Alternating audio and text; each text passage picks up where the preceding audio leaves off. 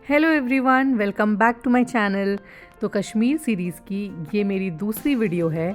मैंने एक complete detail itinerary के वीडियो ऑलरेडी बनाई हुई है कश्मीर की 5 डेज़ की, तो उस वीडियो को आप ज़रूर देखें। और मैंने सोचा कि क्यों ना सारे प्लेसेस जो मैंने कवर किए हैं पूरे 5 दिन में उसकी डिटेल वीडियो आपके साथ शेयर करूं, ताकि आपको सारी इन्फॉर्मेशन कश्मीर जाने से पहले पता हो। तो चलिए आज का ये वीडियो शुरू करते हैं। इस वीडियो में मैंने शेयर किया है कि कैसे मैंने ट्रैवल किया। मैंने दिल्ली से कश्मीर ट्रैवल किया था और डे 1 पे हमने अपना दिन कैसे स्पेंड किया।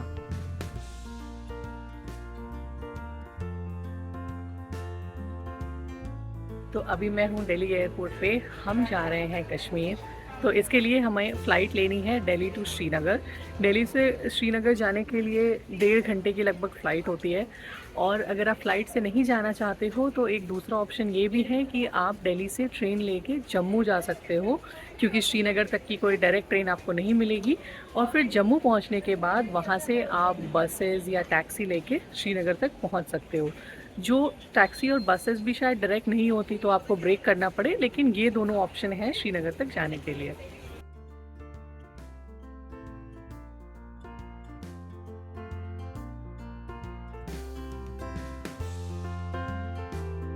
तो लगभग 1.5 घंटे की फ़्लाइट के बाद हम पहुंच चुके थे श्रीनगर एयरपोर्ट। श्रीनगर एयरपोर्ट आने के बाद आपको यहाँ से यहाँ का प्रीपेड सिम मिल जाएगा।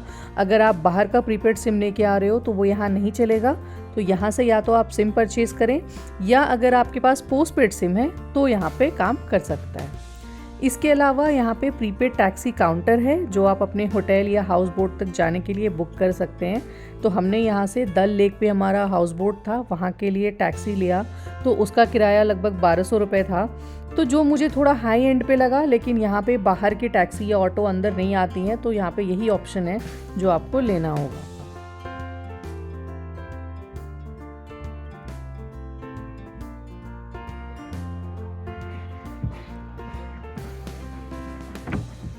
तो हम पहुंच गए हैं श्रीनगर और एयरपोर्ट से हमने टैक्सी ली, जिसमें हमें अराउंड 20-25 मिनट्स का टाइम लगा। और अब हम पहुंच गए हैं श्रीनगर में घाट नंबर 9 पे, जहाँ के पीछे आप देख सकते हैं इतने सारे बोट हाउसेस हैं।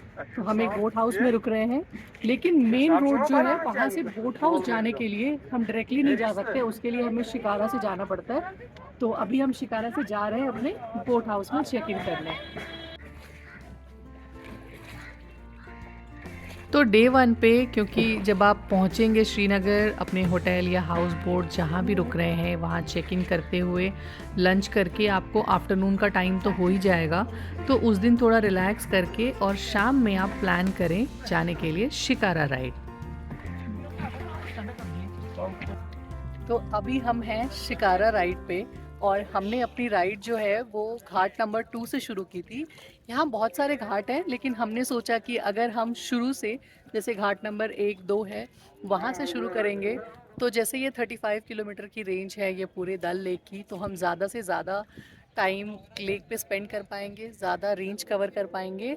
और सबसे अच्छी चीज़ ये थी कि जैसे हमने 5:30 पे अपनी शिकारा राइड शुरू की थी, और उस टाइम थोड़ी थोड़ी थोड़ी धूप थी और सनसेट भी नहीं हुआ था।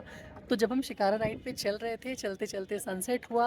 अब थोड़ा थोड़ा शाम सा, थोड़ा अंधेरा सा हो रहा है, और उसकी वजह से चारों तरफ जो लाइटिंग हो रही है उसको देख के भी काफ़ी अच्छा लग रहा है। तो ये जो टाइम था वो परफेक्ट था शिकारा राइड शुरू करने के लिए, ताकि 2 घंटे के अंदर हम थोड़ा शाम और रात दोनों का व्यू एक साथ देख सकें और 2 घंटे अच्छे से शिकारा राइड एंजॉय कर सकें।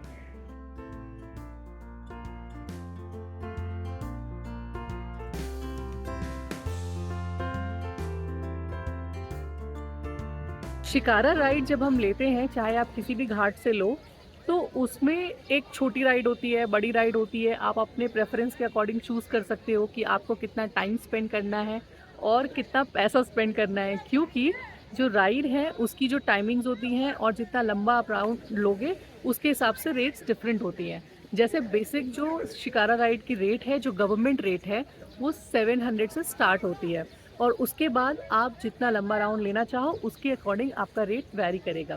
और जब शिकारा राइड लेके हम डल लेक के अराउंड घूमते हैं तो बीच में बहुत सारे व्यू पॉइंट्स आते हैं। तो अगर आप चाहो तो उस सारे व्यू पॉइंट्स पे रुक के उसको एंजॉय करते हुए फिर आप अपनी राइड कंप्लीट कर सकते हो। वैसे ये बिल्कुल ऑप्शनल है, आप चाहो तो नहीं भी रुक सकते हो और ज़्यादा टाइम शिकारा पे बैठ के लेक के अराउंड घूमने को दे सकते हो।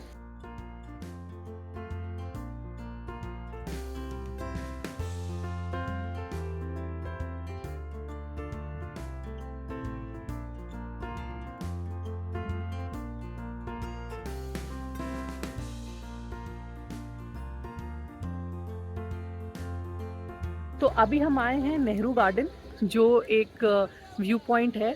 इससे पहले हमने लोटस गार्डन देखा, और भी कई छोटे छोटे व्यू पॉइंट्स हैं, और जैसे शॉपिंग के लिए भी कुछ ऑप्शंस हैं, जैसे मीना बाज़ार है। और भी जब हम राइड भी कर रहे थे तभी भी छोटे छोटे कुछ वेंडर्स जो शिकारा में ही अपनी छोटी सी शॉप लेके जाते हैं, वो हमारे साथ हमारे शिकारा के पास आके हमें कुछ कुछ चीज़ें दिखा रहे थे। कुछ कुछ खाने की चीज़ें भी आपको मिल जाएगी।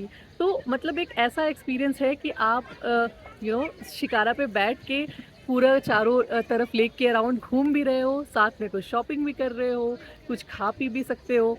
तो और शाम के टाइम में मौसम तो बहुत अच्छा होता ही है। तो शिकारा राइड एक बहुत अच्छा एक्सपीरियंस है जब आप श्रीनगर में हो और शाम के टाइम में डल लेक के अराउंड घूमना चाहते हो।